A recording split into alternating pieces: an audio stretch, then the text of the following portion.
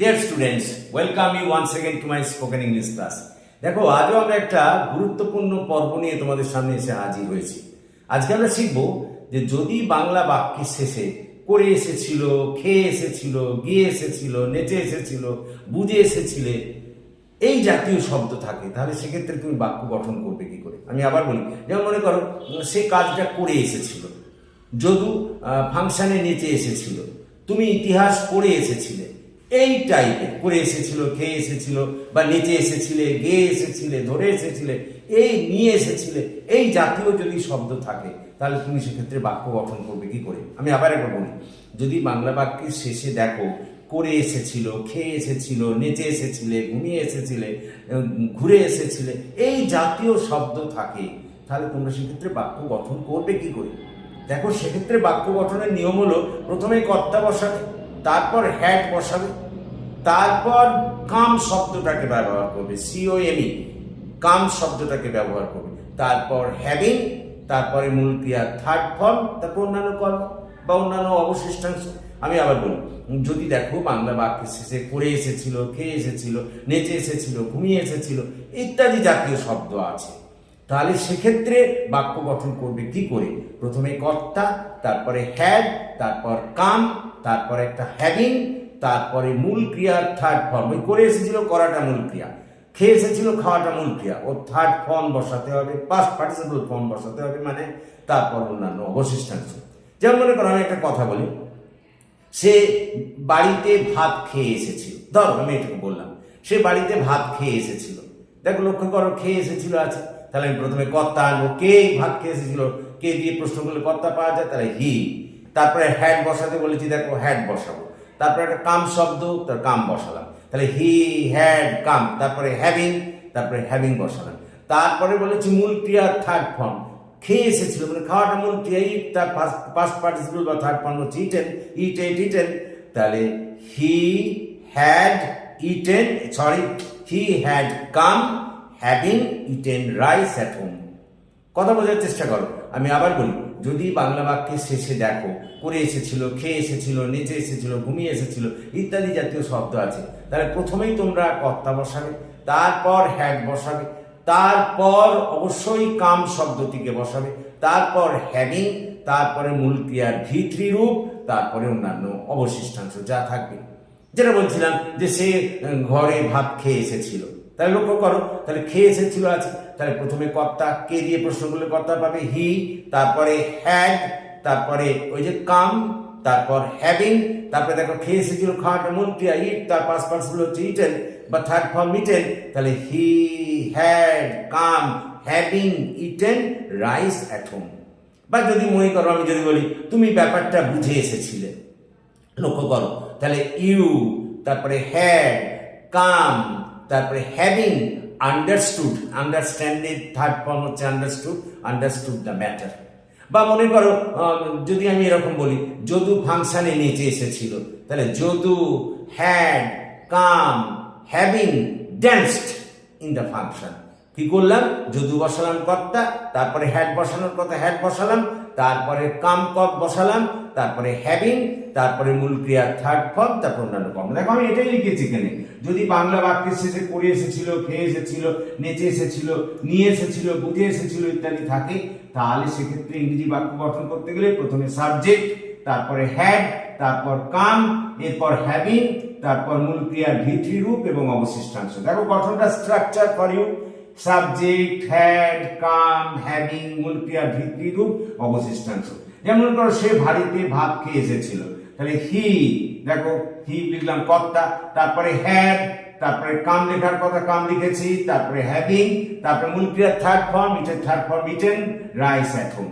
বা মনে করো তুমি কাজটা শেষ করে এসেছিলে, তাহলে দেখো শেষ করে এসেছিলে এটা আছে, তাহলে ইউ, তারপরে হ্যাড, তারপরে কাম, তারপরে হ্যাভিং, তারপরে ফিনিশ মানে শেষ করা, তার থার্ড ফর্ম হচ্ছে ফিনিশড দ্য ওয়ার্ক। তাহলে হলো তুমি কাজটা শেষ করে এসেছিলে, you had come having finished the work. Clear? এরপর আজকে আমরা আর একটা দেখবো, এরই না সূচক। যদি দেখো অতীতে বোঝাচ্ছে এরকম, সে কাজটা করে আসে, অতীতে বোঝাবে। অ্যাকচুয়ালি কথাটা করে এসেছিল না, কিন্তু আমরা তাই করে এসেছিল না, খেয়ে এসেছিল না এরকম বলি না, আমরা বলি করে আসেনি, খেয়ে আসেনি, ঘুমিয়ে আসেনি। যদি দেখো অতীতকালে, আবার বলি, যদি দেখো অতীতকালের অর্থে খেয়ে আসেনি, করে আসেনি, গিয়ে আসেনি, নেচে আসেনি ইত্যাদি জাতীয় শব্দ থাকে, তাহলে তুমি সেক্ষেত্রে প্রথমেই কি করবে? প্রথমে কর্তা বসাবে, তারপরে হ্যাড বসাবে, তারপর কাম, তারপরে একটা নট, ওই যে দেখো করে আসেনি আছে ওই জন্য নট, তারপরে হ্যাভিং, তারপরে মূল ক্রিয়ার ভিত্তি রূপ, তারপর অন্যান্য কর্ম। আমি আবার বলি, নাসূচক বাক্য গঠনটার কথা বলছি।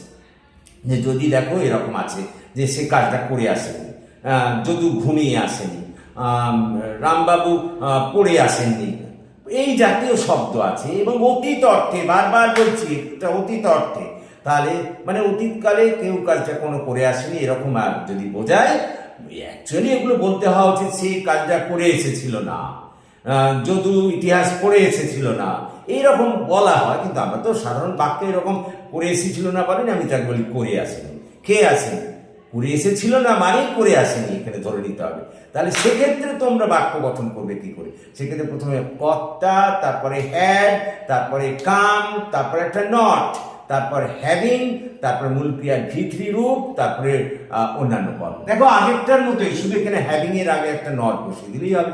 যেমন মনে করো আমি যদি বলি যদু কাজটা করে আসেনি, অতীতকালের অর্থে কিন্তু মানে করে এসেছিল না, তাহলে তখন তুমি কি বলবে?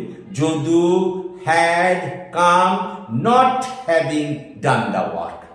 দেখো একই নিয়ম, যে প্রথমে কর্তা বসাবো, তারপর হ্যাড বসাবো, তারপর কাম বসাবো, তারপরে হচ্ছে অবশ্যই একটা নট বসাতে হবে, তারপর হ্যাভিং, তারপরে মূল ক্রিয়ার ভিত্তি রূপ, তারপর অন্যান্য কর্ম। নট বসাচ্ছি যেহেতু এটা না সূচক, সবটাই আগের মতো, শুধু হ্যাভিং এর আগে একটা নট বসিয়ে দাও, তাহলেই হয়ে যাবে। যদি দেখো অতীত অর্থে করে আসেনি, অতীতকালের অর্থে হতে হবে, কিন্তু অতীতকালের অর্থে কোনো কাজ কেউ করে আসেনি, খেয়ে আসেনি, অ্যাকচুয়ালি এগুলো বলা উচিত করে এসেছিল না, খেয়ে এসেছিল না, গিয়ে এসেছিল না, কিন্তু আমরা বাংলা বাক্য তো এরকম করে কথা বলিনি। আমরা এরকম বলি যে সে কাজটা করে এসেছিল না, তা তো বলি না, আমরা বলি করে আসেনি, খেয়ে আসেনি, অতীত অর্থে।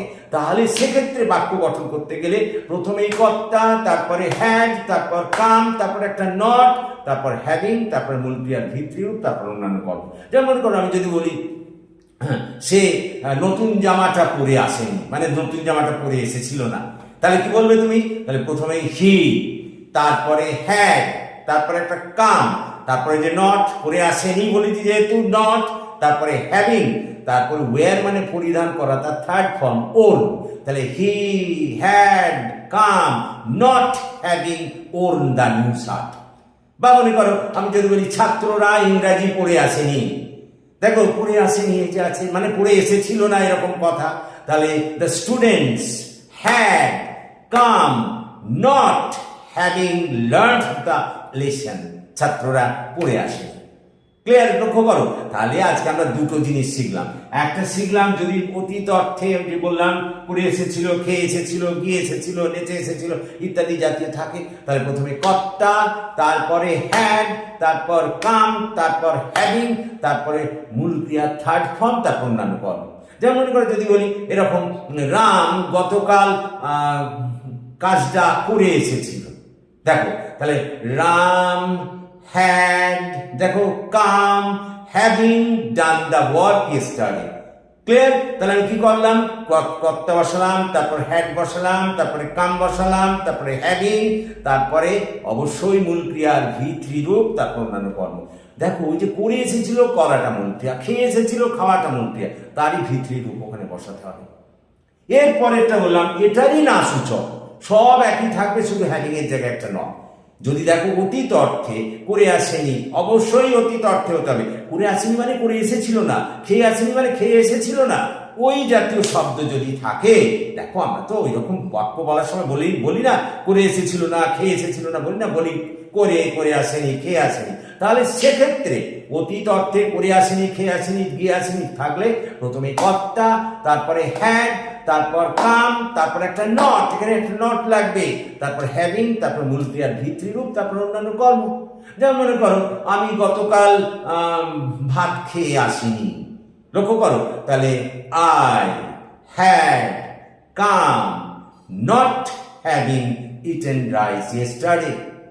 বা মনে করো যদু গতকাল ফুটবল খেলে আসেনি, তাহলে Jadu had come not having played football yesterday. Clear? আশা করি তোমরা বুঝতে পেরেছো। তাহলে আমরা আজ এখানেই থামবো। তোমাদের যদি ভালো লাগে আরো বেশি করে এই ক্লাসে জয়েন করো এবং অন্যান্যদের মধ্যে এটাকে শেয়ার করো এবং আমার এই চ্যানেলটিকে সাবস্ক্রাইব করো। তোমরা ইচ্ছে করলে এটাকে স্ক্রিনশট নিয়ে নিতে পারো। Clear? Thank you, have a good day.